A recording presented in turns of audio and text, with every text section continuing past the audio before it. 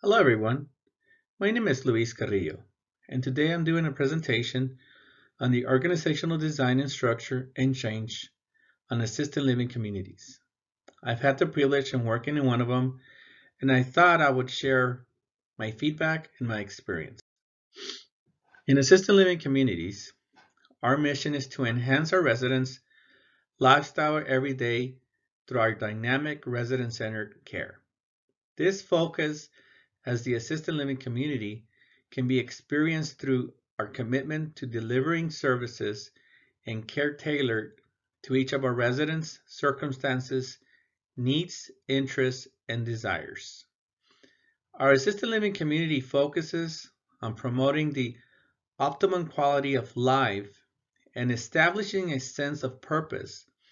We find that quality of life depends on the level of residents' relationships with the direct care staff. We will handle the details with your physician and make sure your medications are given as instructed. Medications are also provided to residents by medication technicians who have passed our rigorous innovative medication proficiency training, all coordinated with physicians through technology and not paper.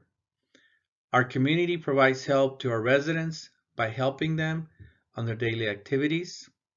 You never have to leave the comfort of your home to receive all the services needed. The location of our community is in the central part of the city, very accessible to any of your family members.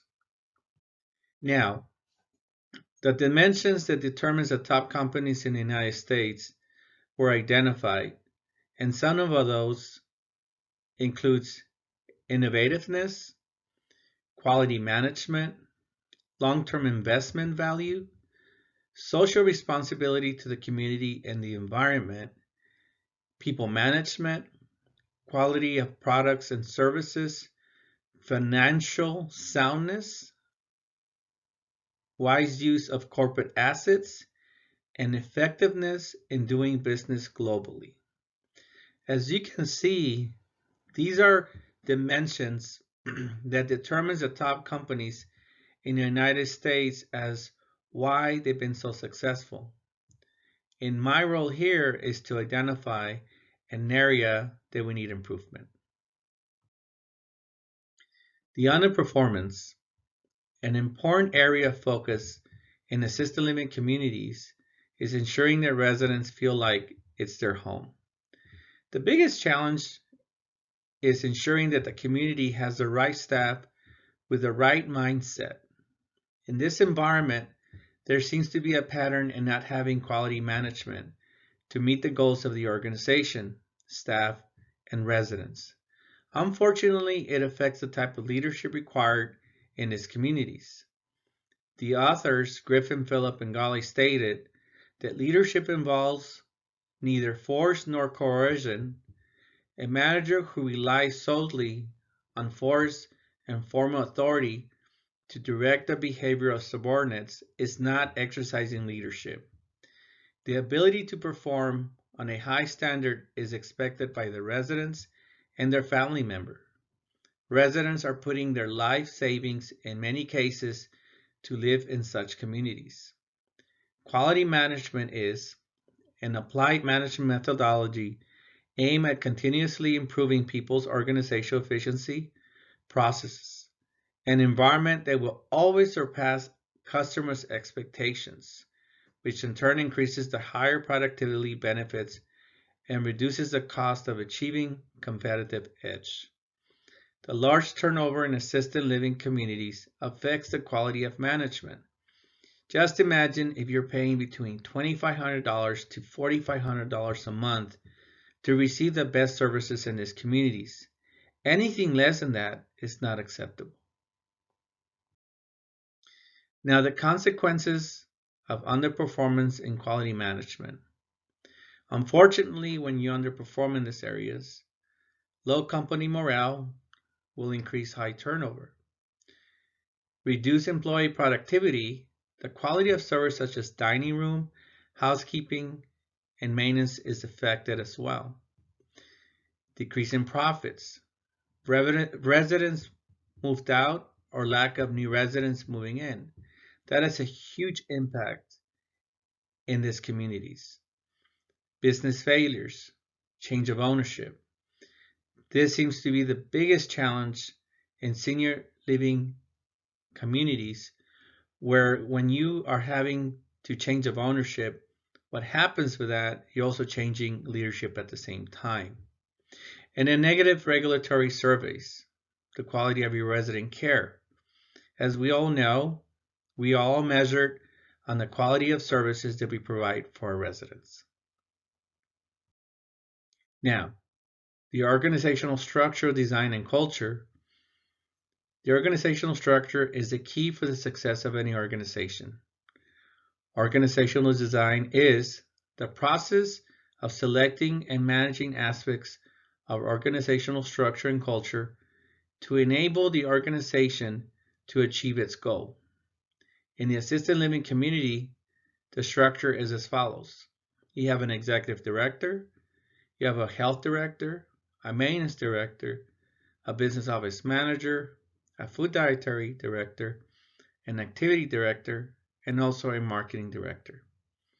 As the executive director, the main purpose is to provide behavioral expectations such as influencing organizational structure is the organization expectation of how employees should behave and what attitudes it wants to encourage or suppress. If employees are to be encouraged to make decisions and work collaboratively, decentralized a flat structure is appropriate. Such an environment is required when each position has a direct impact on residents and families in different areas in the community. The principles of values and conscious culture and management. Develop clear sense of mission and values about what the company should be. It's very important. You should select employees who can share, express, and reinforce the desired values in order to help build the desired culture. Use daily routines and concrete actions and behaviors to demonstrate and exemplify appropriate values and beliefs. Consistently role model behaviors that reinforce the culture. Make your human resource management procedures and criteria consistent and nurture tradition and rituals that express, define, and reinforces the culture.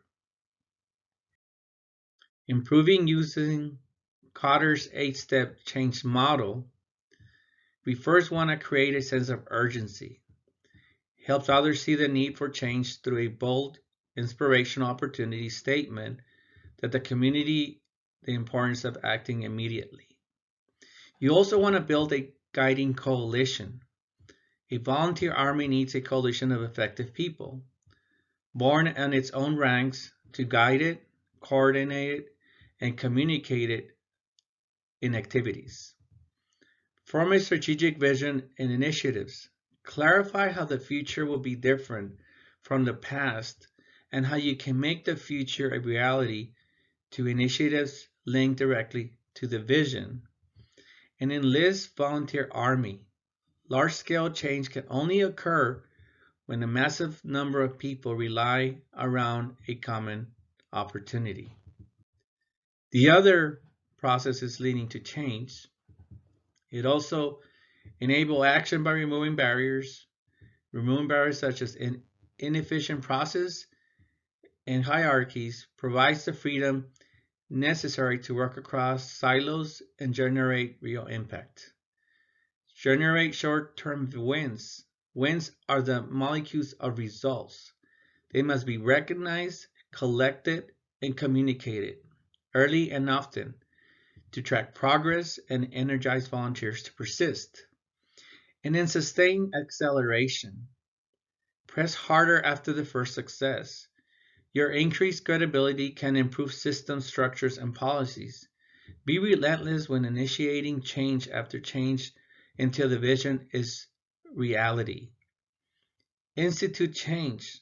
Articulate the connection between the new behaviors and organizational success, making sure that they continue until they become strong enough to replace old habits. Now, possible challenges in managing those challenges. One of the areas that you will always have challenges is top management, commitment, and leadership. You should start at the top level, and top management and responsible for developing a culture include communicating a quality commitment, encouraging the workers for change, making their own decisions, and motivating other employees. Another possible challenge is customer satisfaction. Implementation is one of the main critical success factors organizations must make in a clear definition of customers. Customer satisfaction is directly and related with the purpose. Employee responsibility and involvement can also be a challenge, but everyone in the organization is responsible for quality. Employee involvement and responsibility are necessary for implementing successfully. Another possible challenge is quality results. Monitor the product service quality, measure the productivity and the decrease in cost, and calculate the waiting and reprocessing time and waste, and evaluate the success of the employees. In assisted living, product service design is also very important and can be challenging. Emphasize the manufacturing of features, quality, and prevention of the frequency of the products and services, which is very important. Another possible challenge, how you can manage it, is education and training. Training and education for managers and employees is a key critical success factor. Supplier quality management can also be a challenge. Use suppliers which meet the quality specifications, those that are determined by the organization. A good example is the food in a dining room. That's critical to ensure that our residents are satisfied. Process management. Processes are improved by adding value, increasing quality standards, and improving productivity. Information and analysis. Companies should collect and manage all quality relevant data, monitor and analyze the processes in order to correct the problems and facilitate continuous improvement. And another possible challenge, but an opportunity, is important innovations. Establishing innovative business processes and implementing product services innovations to improve quality are the main drivers of this factor. What is the lesson learned and evaluated strategies? As we look at the challenges that assisted living communities are facing, we need to be involved in building a culture and managing change in the organizations. As stated by Griffin, Phillip, and Golly, companies that change appropriately can continue as visible businesses. Those that do not make the right changes lose their ability to compete, cease to exist by going out of business, or get gobbled up by and more successful organizations. In this industry, the number one challenge is a change of ownership. By creating an environment that promotes employee participation and managers leading by example, an organization can overcome many challenges. The lesson learned are those that reflect great and negative experiences in an organization. As managers, it is our responsibility to learn and implement strategies to help our employees and our organization grow. I want to thank you for this opportunity. If you have any questions, please let me know.